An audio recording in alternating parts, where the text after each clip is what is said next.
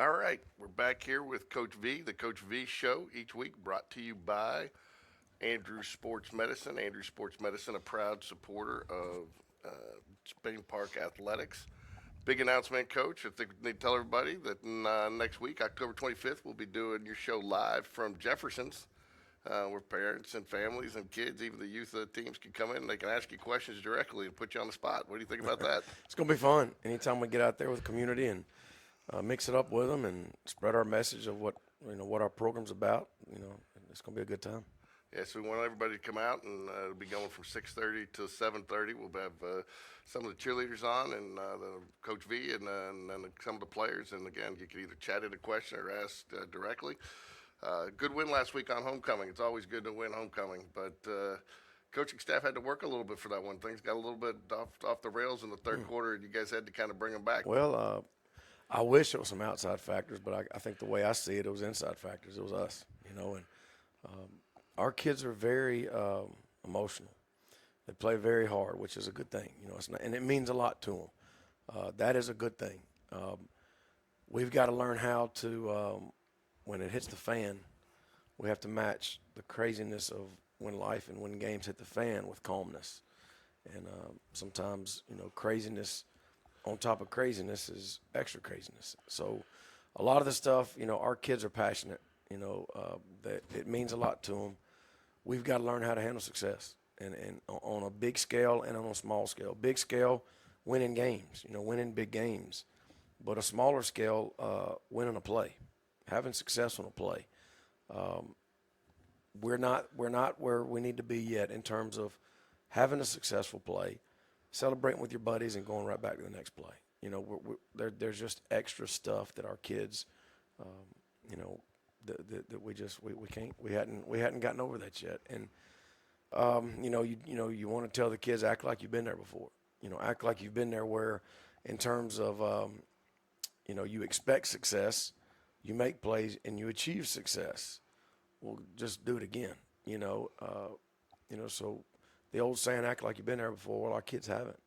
And as coaches, we've got to lead, we've got to model, and we've got to keep them calm and, let them have fun. We don't want them, we don't want a bunch of robots out there. But at the same time, at all times, we represent each other. I represent these kids. They represent our coaches. Our coaches represent each other. Like, we're all in this thing together. And we want people to say after they play a Spain Park football team that that's not fun playing them. Not because of any other thing other than how hard we play, how physical we are, how relentless we are, the effort we give. That's why we want teams to say we hate playing those guys. So it's just the growing process of a program of expecting success and achieving success on plays, on drives, on games, and just handling it the right way. So we're working on it, and we make no excuses. We don't point blames to the referees. Those penalties we had were well earned, and we're going to address them, and we're going to fix them and move on.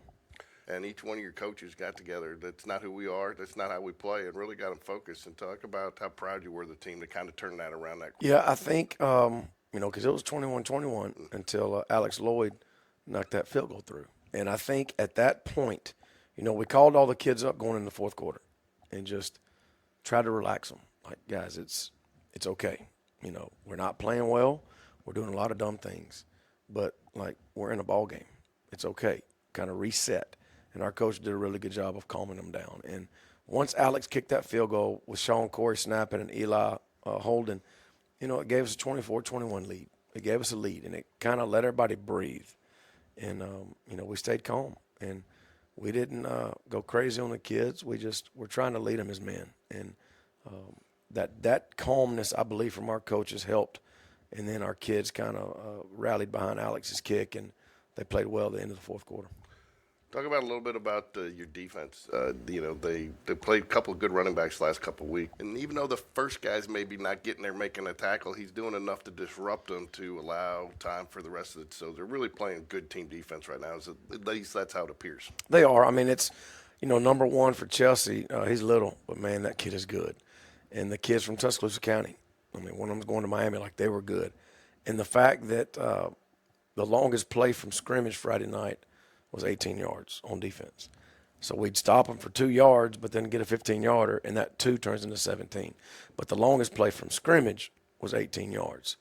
On the flip side, our offense had 5 explosives, 5 plays over 20 yards.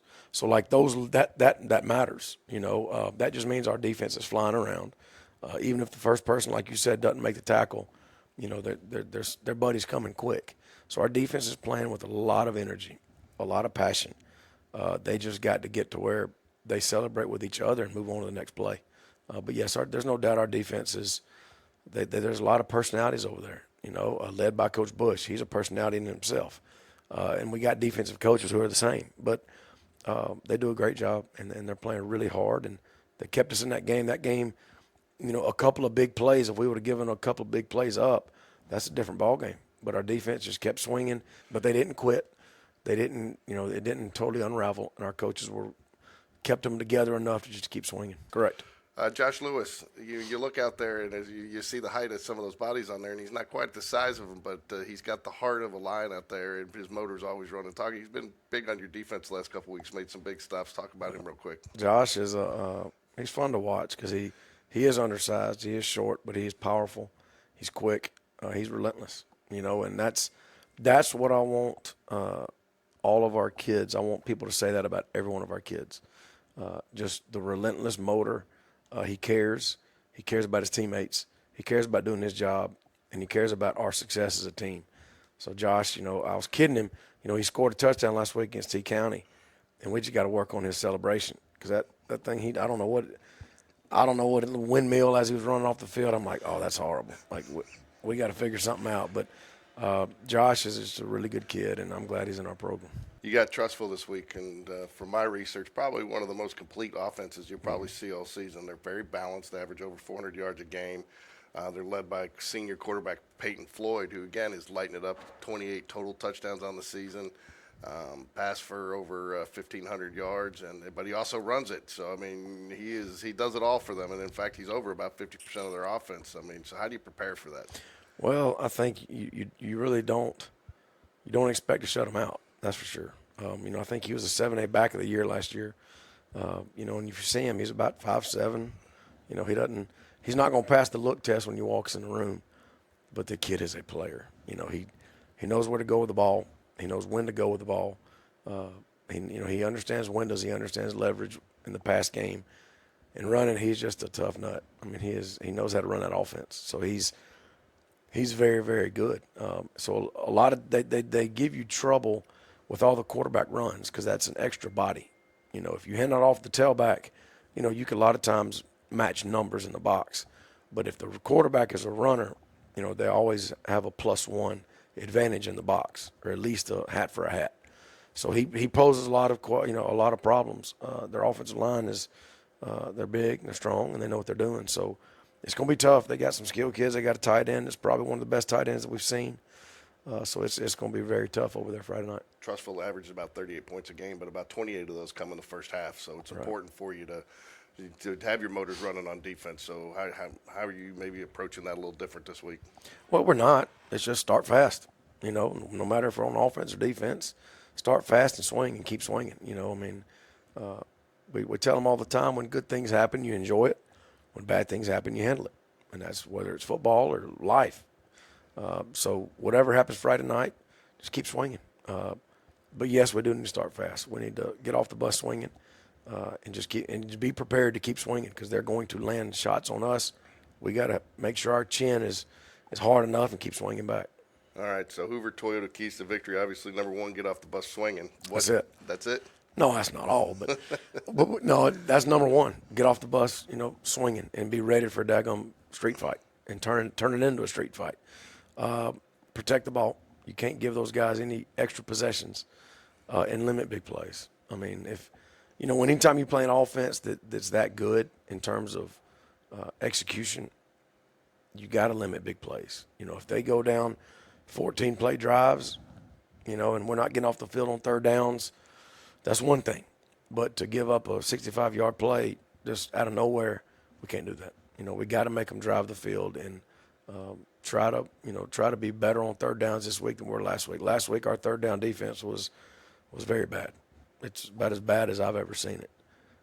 Coach Bush and them know it, and they're trying to fix it. So hopefully it'll be a night where we create turnovers, and when we do create turnovers, unlike Vestavia game, offense capitalizes, puts the ball in the end zone. That's what's going to have to happen. So start fast, swing when we get off the bus, and limit big plays on defense. There you go. Well, Coach, we wish you the best of luck Friday night. Everybody, we hope to see you out at Jefferson's on Wednesday, October 25th for Coach V Show Live and get you out your questions. But again, go Jags Friday night. You know it. Go Jags. Thank you. We're in the Jags Den here with Coach Danny Kimble. Coach Kimble's been at Spain Park for how many years now? Started in 2010. So what's that? 13 years. 13 years. So you've been through a couple of head coaches. That's correct. So Coach Kimble coaches, talk a little bit about you coach the defensive backs along with some of the other coaches, and that's pretty much your primary responsibility. Yeah, so myself and Coach Daniels, we're working together. We're coaching the defensive backs here. When we need to get specific on some techniques and things like that, we'll split up. It's good to have two coaches so we can split up, and I can take the safeties, he can take the corners, and we can get more technical with the guys. Talk a little bit about how it's changed since 2010 because, before it was run, pass, and even at that time it's when you start transferring into all these RPOs. So now you got to have your cornerbacks and defensive backs, regardless of formation, regardless of how the play starts, to be ready to either come up and defend the run or defend the pass. So it's really you got to get these guys a lot of reads. It's almost like those guys are the quarterbacks of the defense now. Yeah, that's correct, man. These offenses, I tell you what, man, they're just continuing to advance, and it's doing nothing but putting more pressure on, like you said, the defensive backs to be able to read and react a lot faster. And so it's very important that you play good, you have good eye control. That's one of the biggest things that we talk to our kids about. And if they do that, they'll be able to pick up on tendencies and from the receivers to allow them to know when it is run, pass, or whatever the situation may be. Yeah, and how important is it to you even see from the offensive side of it? A lot of times now, because of that, you can get one or two receivers to take a defensive back totally out of a play because they just run them off, and they can take one of your best players out of the game almost. That's true. Especially if you're playing a lot of man coverage. Here at Spain Park, here lately, we've been doing a lot of zone coverage, so it helps us to be able to have more eyes on the overall picture. So hopefully we don't just get eliminated from a lot of those situations. But it's no doubt it's challenging. It's challenging. And the positions obviously changed some too because again, cornerbacks now. You look at a lot of these teams. Most of them, it's either an outside linebacker or a cornerback that's leading the team in tackles because they have to get involved in so many plays. So what has that done to the toughness of the position because over used to be speed and finesse. Now it's more you got to have the speed, the finesse, and some toughness. That's right. That ball, like you said, nowadays, a quick pass out on the perimeter is like a extended handoff to the offenses nowadays. So these, like you said, these corners, these outside backers, they have to be able to do both really well. They have to be able to tackle. They have to be able to get off of blocks and along with covering. So it's no doubt about it. It's very challenging. It's very challenging in today's game for these guys. Open field, making an open field tackle is one of the toughest things I think you have to do on the football field. Talked to Coach V a little bit earlier. How proud of you, your guys, because again, with that challenge and that responsibility, and they faced some good running backs in the last couple of weeks, and just good teams in general. But it may not be the first guy making the tackle, but he's doing enough to contain him to get his team there, and your team's flocking to the ball. What's your philosophy and mentality to kind of preach that and get those kids to buy in? You said it, man, right there. Flocking to the ball. We call it swarming to the ball. So we've been just preaching it to them in practice. Hey, man, we need 11 hats to the football. So every day in practice, we're trying to get 11 guys to the ball. Mike linebacker breaks it down on swarm. We disperse back out, go to the next play. And I think that's carrying over into the games where we understand that the first guy that gets there may not make the tackle, but if we get 11 hats flying to the ball, we'll be in good shape. Looks too like from then, and just with any team and, younger and new coach coming in last year, so the defense has really started to trust themselves trust each other the last couple of games where they're not worried about, hey, I got to help this guy out or fill in here. And I think that's kind of led to some of the interceptions that you guys have gotten because guys can't feel free to play their zone. And they have their faith and the trust. So talk about how they've kind of learned to trust each other this season. That's right. So early on, like you said, it was a lot of guys that were, just trying to do too much. They were pressing, and we just talked to them about, hey, listen, you don't have to do that. Just do your job. Do what you're responsible for, and good things will happen. So I think, like you said, it just takes a little time, but they're trusting that, they're seeing that, and they're seeing the positive results that comes from it. So naturally, they want to continue to try to repeat that. You kind of give them a little wink when they come up. See, I told you, if you just do your job, things are going to work out for you. Just listen to your coach, man. We're gonna lead you the right way. So tell us a little bit about yourself. You've been here since 2010. What do you teach? 2010, I'm teaching PE. I've coached football and basketball here off and on, and Coach V had me back out and with football, and I'm enjoying every minute of it, man. It's been a blast. And you're married with 2 kids? I'm married. My wife, Jerry, she teaches over at that other school in Hoover. My kids also go over there because, she's just close to them there. She's able to get to them. So I have a second grader and I have a 9th grader at Hoover High. And they're doing really well. One's in the band. One's involved in dance and you name it, everything else. So she stays busy. She's the department head at Hoover High School in business. So it's very busy for our family. And so I really appreciate her, handling a lot of things during football season. Well, I'm sure it makes sense for her, too, because, again, you got 100 other kids over here that you got to be responsible right. for, and you're not getting out of here sometime. And I think that's right. one thing people don't realize, and that's one of the last things I wanted to touch on.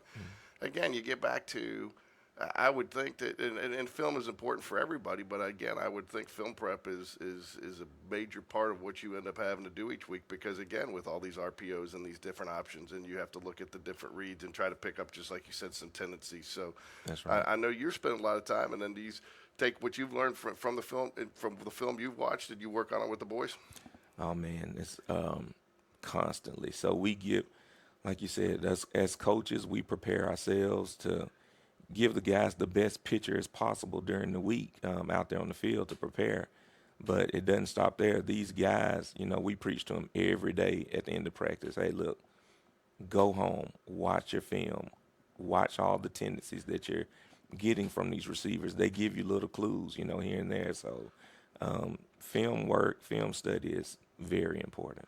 Yeah, because that's one thing I think a lot of parents and a lot of fans out there don't see. I mean, you're not out on the practice field. They think you're not practicing, but you could be in here doing 6-8 hours of film a day because, again, with all the teams. And, again, that's time away from your family, which we appreciate. Again, that's right. Football season, I'm sure you don't get to see your kids as much. But, again, you got to have the right type of wife and the right type of kids that, that understand that that's a short period of time and you've got 80, 100 other kids that you're responsible for. That's right. Sometimes it's – especially early in the week, you wake up in the morning and they're still in the bed and I'm out of there coming to early morning film and weightlifting and get home at night and, hey, my littlest one, she's already tucked in the bed. So it's some days there that all I can do is just give her a kiss, and she sleeps. So, but that's part of it.